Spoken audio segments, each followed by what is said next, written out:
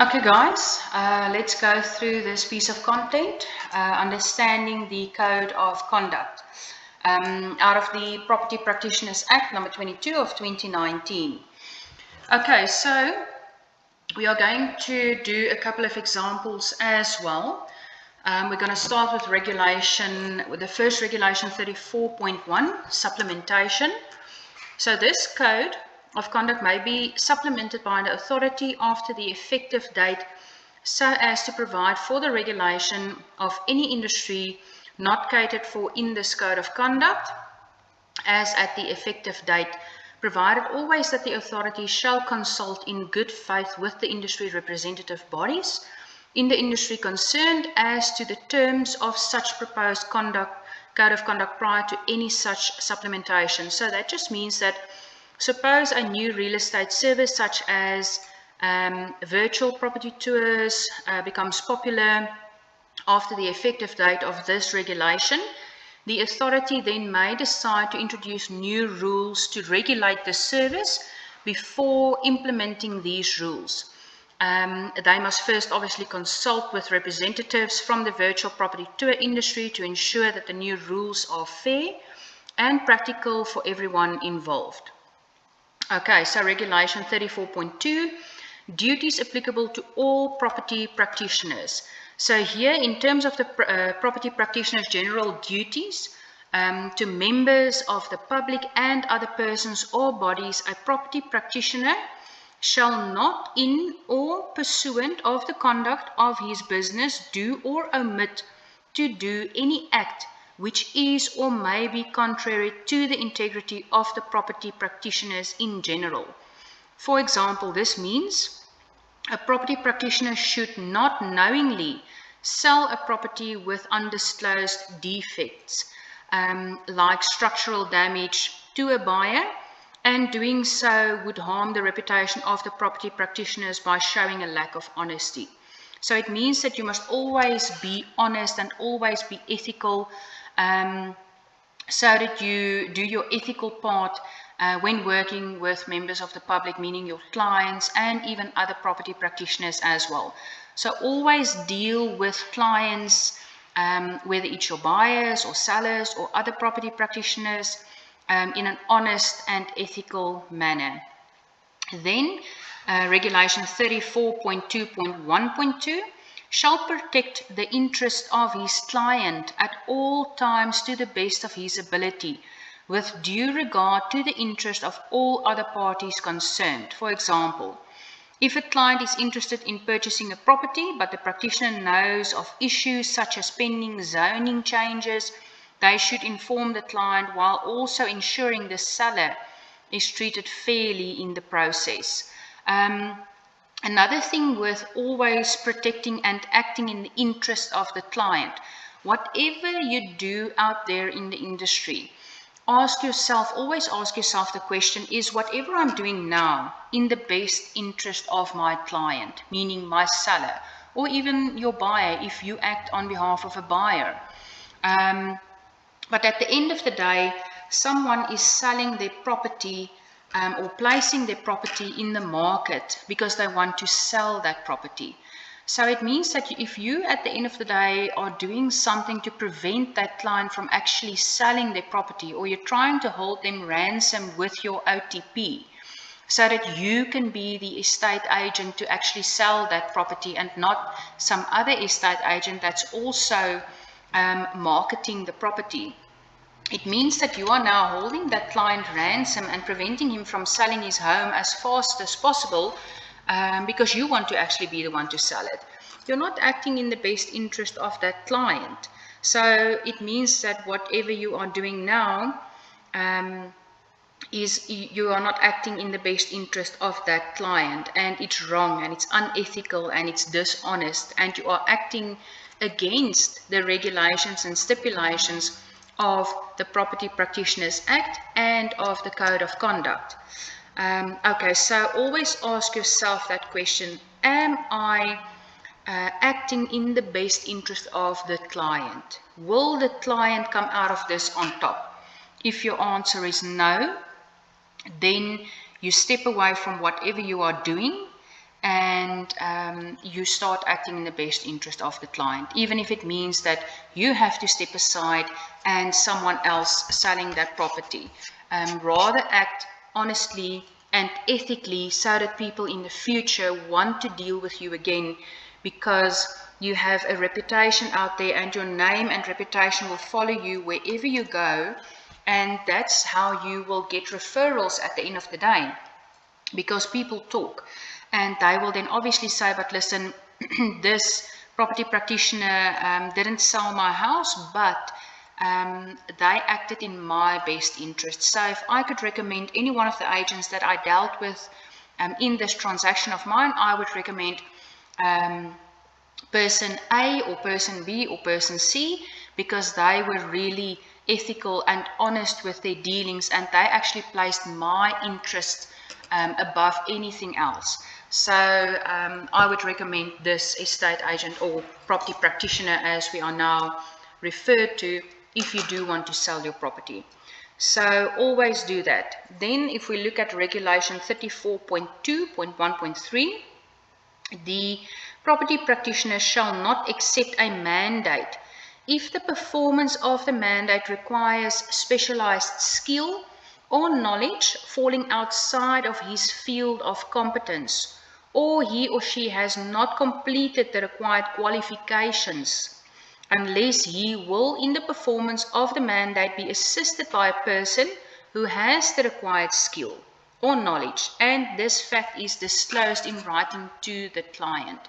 For example, a property practitioner specializing in residential real estate should not accept a commercial real estate project unless they are working with a commercial real estate expert, and this collaboration is disclosed to the client beforehand.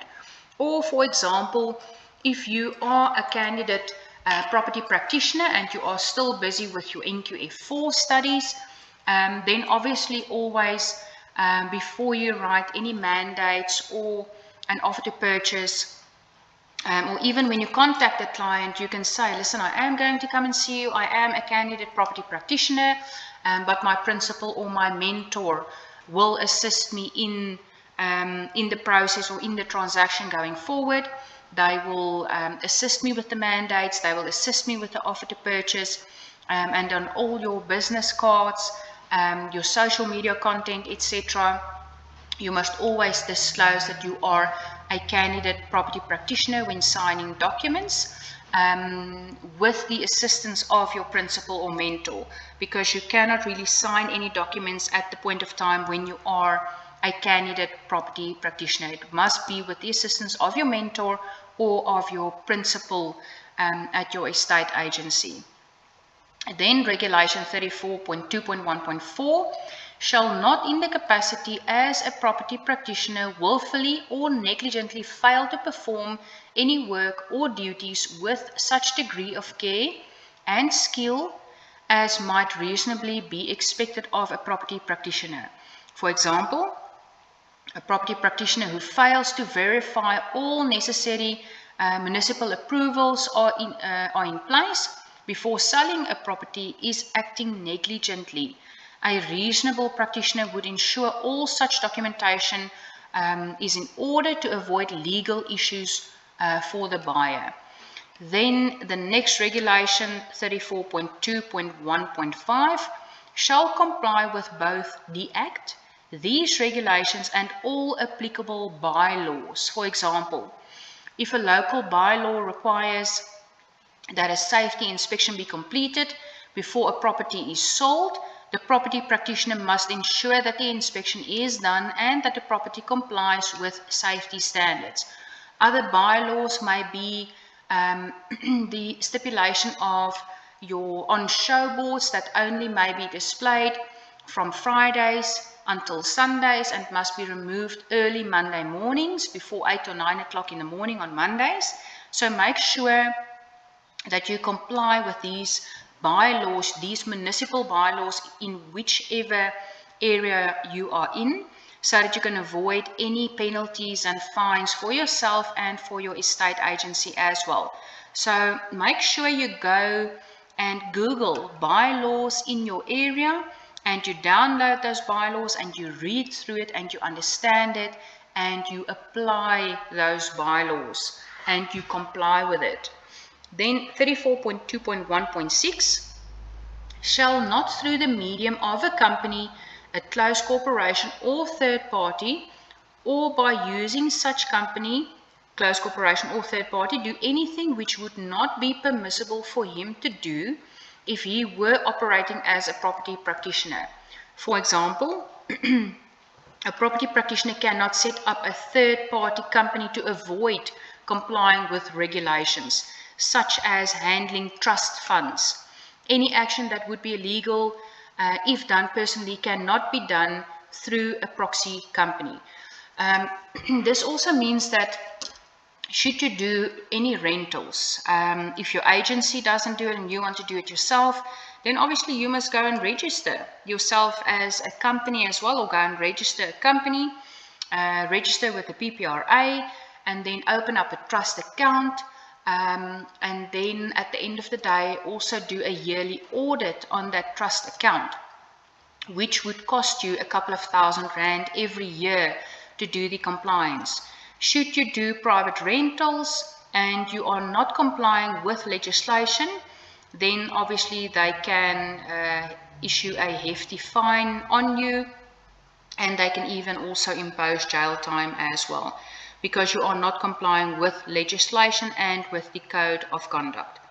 Then the next regulation, a property practitioner shall not solicit or influence any person entitled to trust funds under his control to make over or pay to the property practitioner directly or indirectly any interest on monies deposited or invested in terms of section 54 subsection 1 or section 54 subsection 2 of the Act. An example of this is if a practitioner holds a client's deposit in a trust account, they cannot ask the client to pay them any interest earned on that deposit. But my recommendation would always be to rather work with the attorney's trust accounts. Let any monies to be paid over in terms of that specific transaction or rental transaction, a sale or a rental, all of those monies must then obviously be paid over to the trust account. If the agency does rentals, yes, then it must be paid over to the agency's trust account. Any other payments or deposits that must be made, that must go to the attorney's trust account. That will avoid the agency and the agent walking away with the client's money if that specific property practitioner is unethical or dishonest about the monies being paid over. Then 34.2.1.9, the practitioner shall, before he receives any money in trust in respect of a contract of sale or lease, disclose to the parties concerned that unless they agree in writing to whom interest earned on such money must be paid, the interest may accrue to the property practitioner's fidelity fund. Okay, so an example of this is before accepting a deposit for a property sale, the practitioner must inform both the buyer and the seller, unless otherwise agreed to in writing, that the interest on the deposit will go to the property practitioner's fidelity fund. But as I said, rather always work with the attorney's trust account. That's the safest option available. The property practitioner shall, if any money is invested by him pursuant to section 54 subsection 2 of the Act, or pursuant to an instruction by the party entitled to the interest on money held in trust by the practitioner, invest such money at the best interest rate available in the circumstances at the bank or building society where he normally keeps his trust accounts or accounts.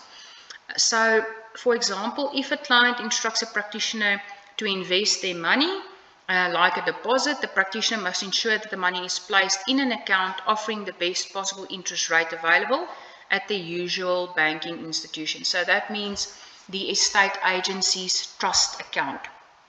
But again, as I said, I would rather always pay, if it is on a sale of a property, that money must go to the attorney's trust account. If it is a lease agreement, yes, then it must go to the estate agency's trust account, and then obviously it must be an interest-bearing account.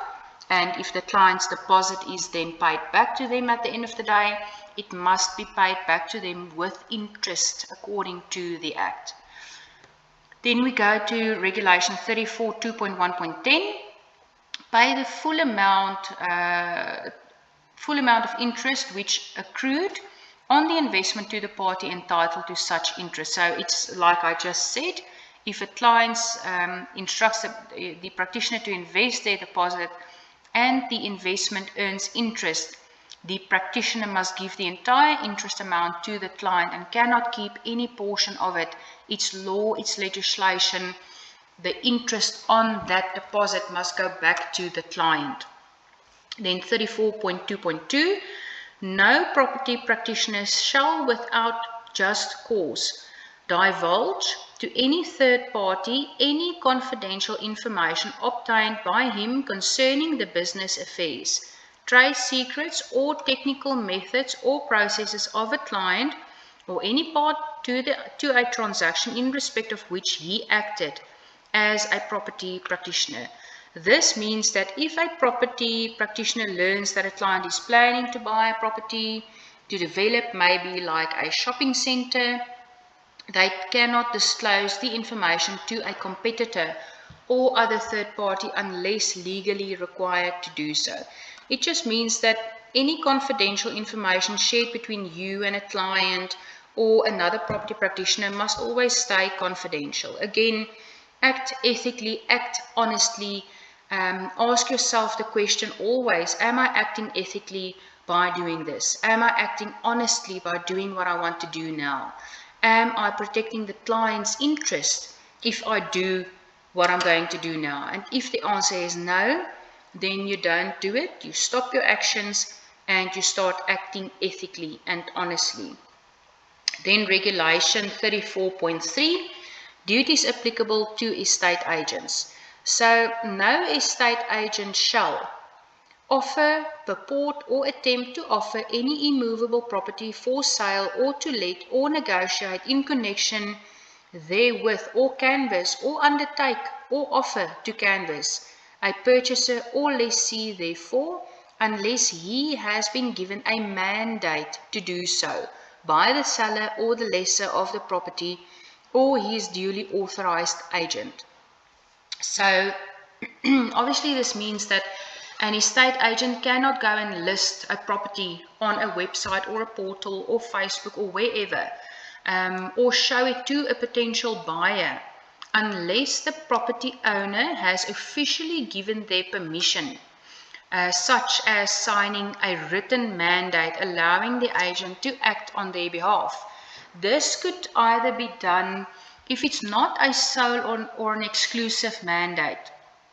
The legislation says that obviously if it's an open mandate, you can maybe work with, say, WhatsApp or email, because it does go through under the Electronic Communications Act as written confirmation. But it's always better, even if it is an open mandate. My document that I use is called Permission to Market, because a lot of the clients out there don't really want to sign an official mandate. They just say, listen, come and market my property. I give you permission to do it.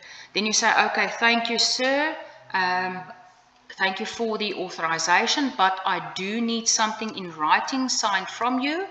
It's not a mandate, but it is a permission to market. If spot checks are done by the portals or whomever, then I must at least show them something in writing that you signed where you gave me permission to actually go and market this property of yours on the portals or to other clients. Also, if my principal asks me, listen, where did I get permission to actually put this property on the portals or market it or come and bring my buyers to this property, then I must have something in writing to show them. So sole mandates, exclusive mandates, dual mandates, all must be in writing and signed, and I would then also always say at least a permission to market. If it's an open mandate, make sure that you sign that document. Then Regulation 34.3.1.2, on behalf of a prospective purchaser or lessee, offer, purport or attempt to offer or purchase or lease any immovable property or negotiate in connection herewith or canvass or undertake or offer to canvass a seller or lessor, therefore, unless he or she has given a mandate to do so by such prospective purchaser or lessee as the case may be. So here is that piece of legislation that says, listen, you must have authorization and authority to actually go ahead and do this. So make sure that you do this. Okay, so going on to the next one, 34.3.1.3. You may not accept a sole mandate or an exclusive mandate if you have exclusivity on that property, or the extension of the period of an existing sole mandate, unless all the terms of such mandate or extension, as the case may be, is in writing and signed by the client in a manner acceptable in law, including by way of an electronic signature as permitted under the Electronic Transactions and Communications Act.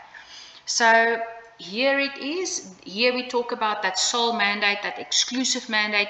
It must be in writing, or at least per email or WhatsApp, because that is permitted by the Electronic Transactions and Communications Act. An offer to purchase is something else. That must always be wet ink on paper. You can scan an offer to purchase back to the attorneys or to the principal or to the seller or buyer to sign, but they must put wet ink on paper when they sign the document, and then they can scan it and email it back. With a mandate, it's fine then to sign it with an electronic signature at least, but it must be signed and then sent back to you. The Electronic Transfer and Communications Act does cover it. So for an example, an agent cannot accept a sole mandate unless the terms are clearly written and signed by the client. For instance, if the mandate is extended, the extension must also be documented and signed by both parties, even if done electronically. So it means that if you have a mandate for 3 months or 6 months, and you and the client decide, yes, it's fine, you can extend your sole or exclusive mandate, you have to do it in writing. You have to extend that mandate, at least then by email, put something in writing that the client does sign. Then 34.3.1.3.2, the expiry date of the mandate, which shall be expressed as a calendar date, is specifically recorded in writing on that sole mandate. So you must specifically state, my mandate is valid from this date until that date. And then again, if it does expire, you need to extend that mandate in writing with the client. Example, as I mentioned, the sole mandate must have a specific expiry date. For example, an agent may agree to sell a property for 6 months, but this agreement must state the exact date the mandate ends. For example, December 31st, 2024. Then thereafter, if it is extended, you can extend it from the 1st of January 2025 for another month or 2 or 3 months or whatever that date is. Then the next regulation, you may not accept a sole mandate which contains a provision conferring upon him an option to extend the sole mandate for a certain period after expiry of the sole mandate, or let's quickly give an example here. If an estate agent has a sole mandate to sell a house, they cannot automatically include a clause allowing them to extend the mandate after it expires without clear and specific agreement from the client. Meaning you can't say, listen, this sole mandate or exclusive is valid for 3 months, but it will automatically extend if the client does not prevent me from doing so. If they say no, they are cancelling the sole mandate. You cannot automatically extend it. You need to do the extension in writing. Then the next regulation, or a mandate to continue to render the same service referred to in a sole mandate after the expiry of the sole mandate. meaning now it becomes an open mandate. So obviously, if you have a sole or an exclusive, you render more services. You render specific services where you maybe do video marketing, a lot of social media marketing. You pay for the boosting of your social media marketing adverts. You do YouTube videos, you do flyers, etc. So you actually invest a lot of marketing. You invest a couple of rands into your marketing effort of a sole or an exclusive mandate. The moment it becomes an open mandate, obviously you're not going to invest a lot of money and time into that specific listing anymore. So you can't offer the same services. If you want to, well, you can. But I mean, at the end of the day, you will tell the client, listen, this is what I am going to do for you for sole mandate, and this is what I'm going to do for you for an exclusive mandate, but this is what I'm going to render as services when it becomes an open mandate. And then you comply with your sole or exclusive services. The moment it becomes an open mandate, you then notify your client, listen, if you choose not to extend the sole or exclusive, this is the following services that I will be rendering to you in our open mandate. Okay, so next regulation, 34.3.1.5. Except a sole mandate which also confers upon him a power of attorney to act on behalf of the person conferring the mandate, unless the intention and effect of such power of attorney is fully explained in the document embodying the sole mandate. Example, an agent cannot have a power of attorney, the legal authority to act for a client or on their behalf, unless this is clearly explained to the client. For instance, if the agent is to be granted the power to sign documents on behalf of the client, this must be detailed in the sole or exclusive mandate agreement, and the client must then sign that document as well. Next regulation, 34.3.1.6. Include or cause to be included or accept the benefit of any clause in a contract of sale or lease of immovable property negotiated by him, whereby a sole mandate is directly or indirectly conferred upon him to sell or let the said immovable property at any time after the conclusion of the said contract. For example, an estate agent cannot insert a clause in a sale or a lease contract that gives him or them an automatic right to sell or rent the property again in the future, unless the client agrees to it beforehand. For example, if a property is sold, the agent cannot include a hidden clause giving him a future mandate to sell the property again. Or if the agent is busy dealing with the lease agreement of this client, you cannot include a clause to say, listen, only I will be the sole and exclusive agent to sell your property because I am leasing this property to that specific client. That clause is unethical. It's dishonest. You cannot do it. You cannot prevent a client from putting other agents on that house and selling or marketing and selling their property. That property belongs to them. They have got the right to decide who they want on that property to market and sell their property. You cannot, again, hold them ransom with a clause that you include in your lease agreement. Again, ask yourself, is this in the best interest of the client if I am doing this? If I'm stipulating a clause like that in my lease agreement? And if the answer is no, it means that you cannot do it. It's against the act, it's against the legislation, it's against the code of conduct. So don't go and do that, because a lot of estate agents and agencies actually do that, and they think that they can do it and that they are allowed to do it. You're not acting in the best interest of the client, so please do not go and do that. Separate yourself from those other agents and agencies that's doing this, and make sure that you act honestly and ethically when dealing with the clients, and that your client's interest is always placed first. Okay, then if we move on to 34.3.1.7, accept any mandate or instructions for work in respect of immovable property if his interest therein would compete with his obligations towards an existing client in respect of the same immovable property, without first disclosing such interest in writing to such client. For example, if an agent has an interest in buying or renting a property for themselves, they must disclose this interest to the property owner before accepting any mandate to market or to sell the property on the owner's behalf. As it states, it means that if you want to buy the property for yourself, you are the estate agent, then disclose that to the client to say, listen, hey, this is my comparative market analysis. I am giving you an average analysis on this house for 1 million rand. And then that property is actually worth 2 million rand because you want to go and buy that property for yourself. Again, you're not acting ethically, you're not being honest. So obviously do what is honest and ethical, and then you can disclose to the client, listen, here's the document. I'm showing you in writing what this property is actually worth and what the average selling price of your property is in your neighborhood.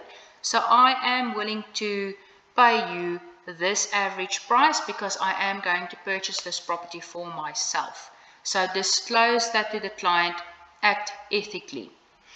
Then 34.3.1.8, knowing or negligently make a material misrepresentation concerning the likely market value or rental income of immovable property to a seller or lessor thereof, in order to obtain a mandate in respect of such property.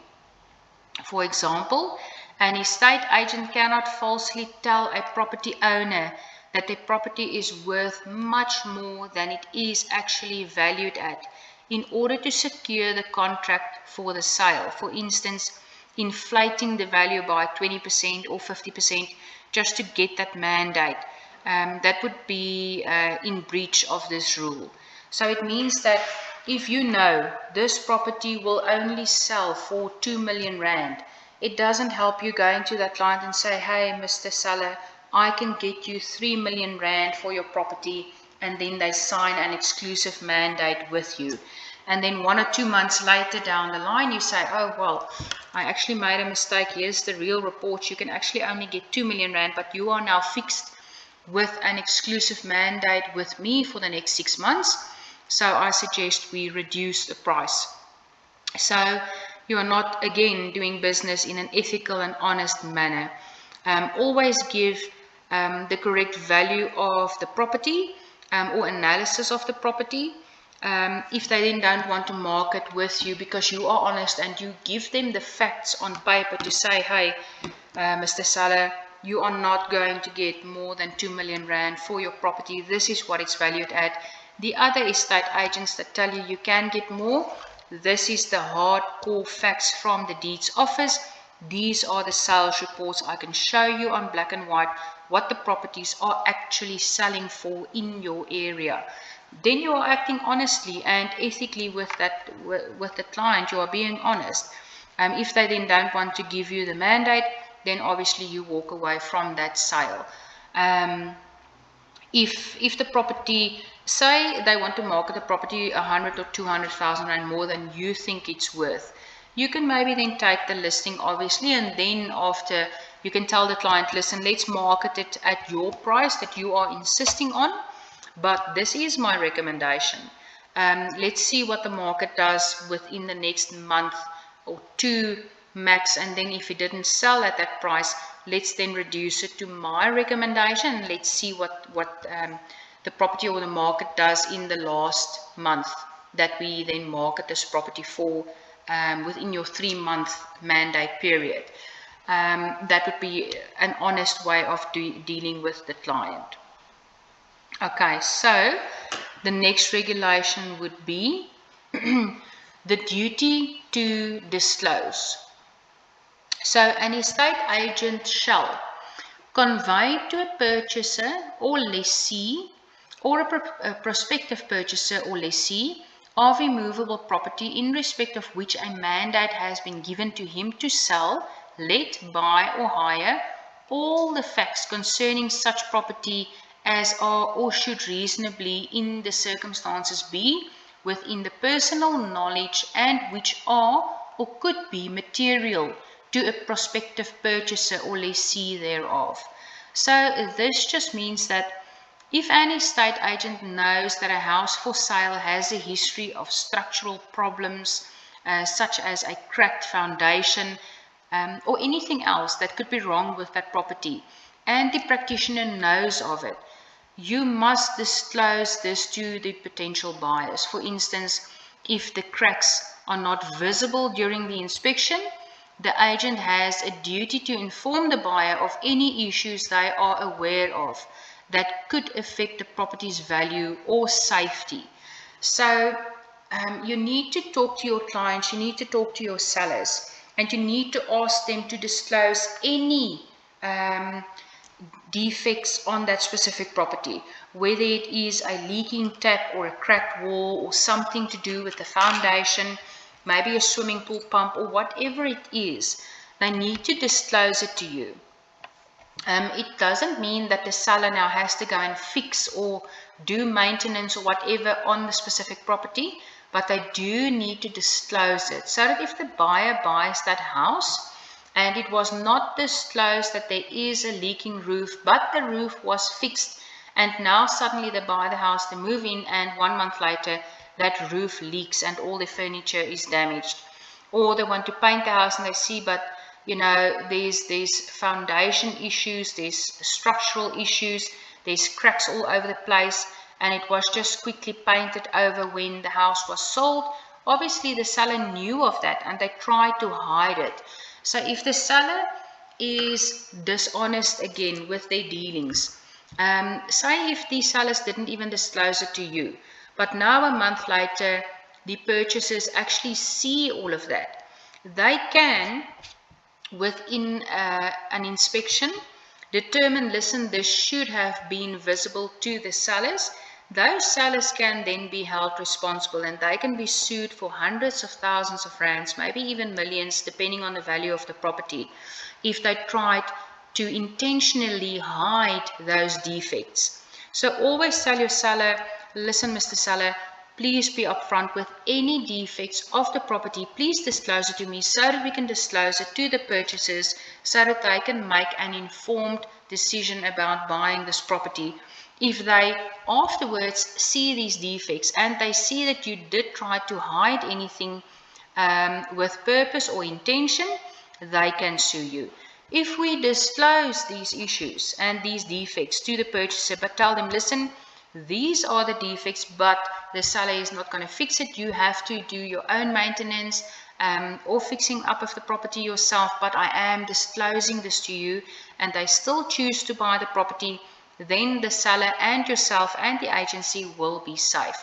So always make sure that you disclose all the defects on the property disclosure form, which is a very important form that needs to be completed with each and every listing. And when you take out the prospective purchasers of to that property, they need to see that document, and you need to disclose all the defects of that property so that the purchasers are aware of it. Okay, so next up, 3.2.2. If he conducts his business under a trade name or style other than his own name, clearly disclose his full name in all correspondence, circulars, and other written documentation. For example, if an agent operates under a business name like ABC Properties, but their personal name is John Doe, all written communication, letters, etc., emails must clearly include the name John Doe to avoid confusion about who is responsible for the service. So always make sure that you disclose that to your clients. Okay, so the next one, not perform or attempt to perform any mandate in respect of a particular property if a current prior mandate which conflicts with the aforesaid mandate has been accepted by him, unless he has disclosed to the person who has given the later mandate the existence of such prior mandate and the fact that he will not be the estate agent's only client in respect of the property. For example, if an estate agent already has a mandate from seller A to sell the property and receives a conflicting mandate from buyer B for the same property, the agent must disclose to buyer B that they already represent the seller A. For instance, if the agent is negotiating on behalf of both parties, transparency is required to avoid conflict of interest. It just means that if you do have a listing and you are the selling agent and buyer agent, always make sure that you act in the best interest of both parties or all parties concerned, so that this is a win-win situation for all parties. Okay. Then, no estate agent shall purchase directly or indirectly for himself or acquire any interest in or conclude a lease in respect of any immovable property in respect of which he has a mandate without the full knowledge and consent of the person who conferred the mandate, or sell or let his own immovable property or any immovable property in which he has any direct or indirect interest to any prospective purchaser or lessee who has retained his services, without the purchaser or the lessee having full knowledge of his ownership of or interest in such immovable property. So that just means that if an estate agent is selling a house and wishes to buy it for themselves or for a family member, they must disclose this interest to the seller in order to obtain consent. For instance, if the agent stands to gain financially from the sale, they must ensure the seller is aware of this conflict of interest or possible conflict of interest and agrees in writing before proceeding. Similarly, if an agent is selling their own property to a client, they must inform the buyer of the ownership upfront. Okay, so in the next session, we will deal with the duty not to make misrepresentations or false statements or to use harmful marketing techniques.